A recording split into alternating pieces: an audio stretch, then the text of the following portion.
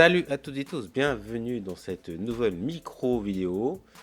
Alors, nous allons nous attaquer à la galaxie M82, surnommée la galaxie du cigare, qui se situe dans la constellation de la Grande Ourse. C'est une mission scientifique où tout d'abord le télescope spatial Chandra, Hubble et Spitzer ont étudié en premier. Ensuite, Spitzer a été mis à la retraite. Il n'était plus que deux. Et Webb, qui a fait son arrivée, il faut dire, il y a peu.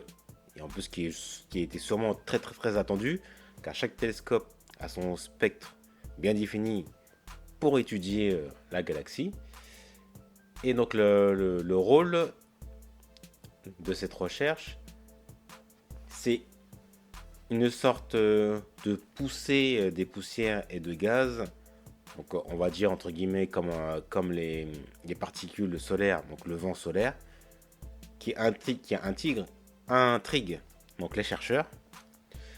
Et donc justement, la mission est commandée par la JAXA, donc l'agence spatiale japonaise, collaboration de la NASA et une contribution de l'ESA, l'agence spatiale européenne.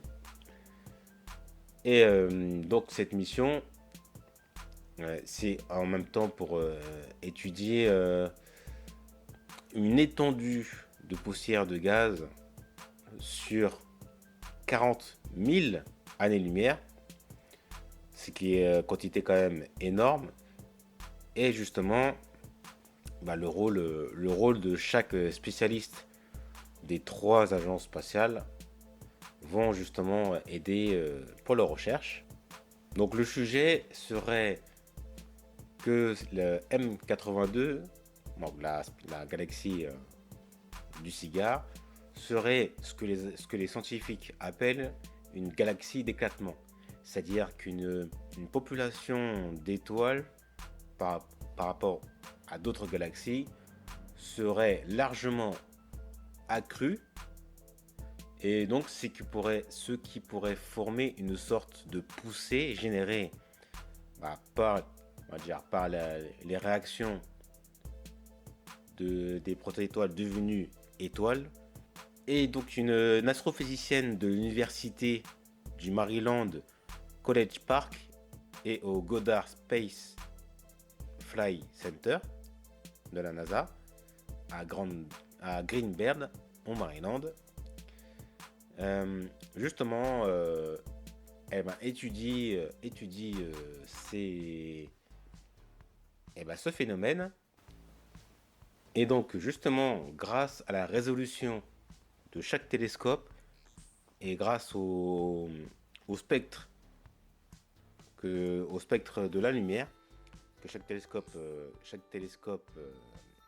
a, comme par exemple Sandra qui est dans les rayons X, ils ont pu voir et ensuite empiler les images qui leur donnent un détail sur les points de chaleur, sur donc les points les plus lumineux, en superposant plusieurs spectres de la lumière, et ce qui leur indique donc les points chauds et en même temps le déplacement en vue de tous ces points lumineux, donc l'agrandissement des gaz et de poussière qui ont été chauffés par la réaction thermonucléaire au sein de cette galaxie, de toutes les protoétoiles qui se mettent qui s'allument et deviennent des étoiles. Et c'est grâce à leurs travaux que justement ils ont pu déterminer qu'est-ce qui pouvait créer, on va dire, ce vent, pour être simple, ce vent et cette bande lumineuse. C'est une étude qui est assez intrigante à suivre.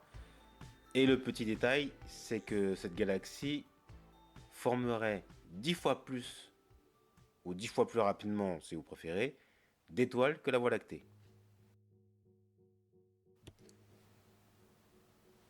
Ce qui est intéressant, c'est que dans les deux images que j'ai trouvées donc sur le site que vous pouvez même vous-même aller voir sur de la NASA, c'est qu'on a l'image de l'instrument qui capte uniquement les rayons X, donc pour Chandra, et nous voyons donc un point assez lumineux, un petit peu étendu, qui nous montre une région extrêmement chaude par rapport au reste de la galaxie. Et en même temps, vous avez l'image empilée et l'image mise en couleur avec toutes les prises de vue avec les télescopes. Et nous pouvons admirer cette belle galaxie et nous pouvons quand même voir assez aisément plein de petits points lumineux, une légère bande on va dire, de gaz et de poussière noire, mais on voit quand même extrêmement bien le contour assez brillant, avec des points et des endroits plus que d'autres. Et justement, c'est la question de la recherche pour cette galaxie du cigare M82 au sein, au sein de la constellation de l'Ingrande Ourse. Et sur ce, n'oubliez pas d'observer l'obs céleste.